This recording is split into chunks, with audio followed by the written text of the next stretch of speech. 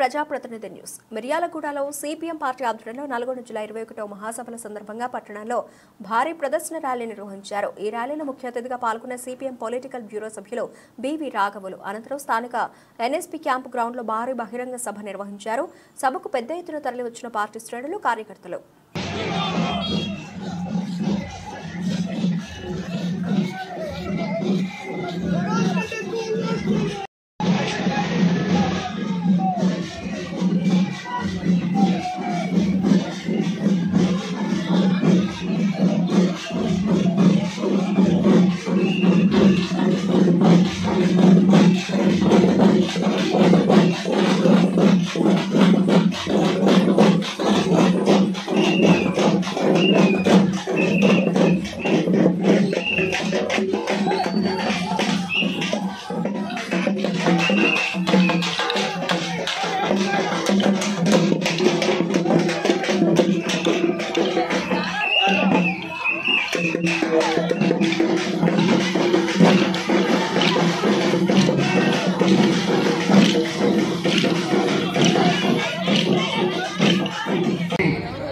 చట్టం కావాలి, గిట్టుబాటు ధర ఇచ్చేసరికి చెప్పేసి మళ్ళీ ఆందోళన పోరాటం ప్రారంభించారు.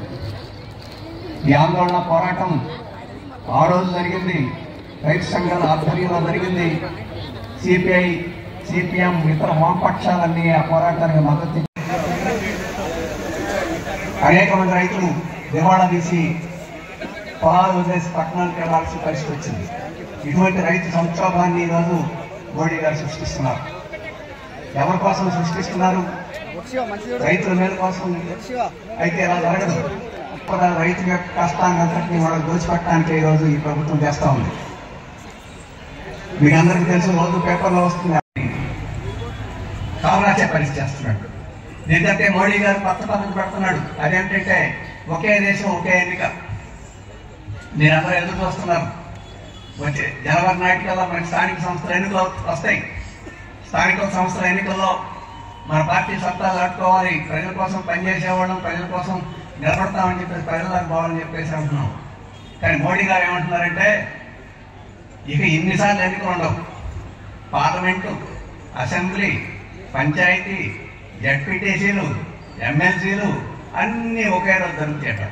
ఒకే దేశం ఒకే ఎన్నిక. అట్లాంటి పద్ధతి ప్రవేశపెడతానంటున్నాడు. ఆ పద్ధతి కనుక వస్తే మన దేశంలో ప్రజాస్వామ్యం అనేది నాశనం అయిపోతుంది. కాంటీ పార్టీలు అనేది నాశనం అయిపోతుంది.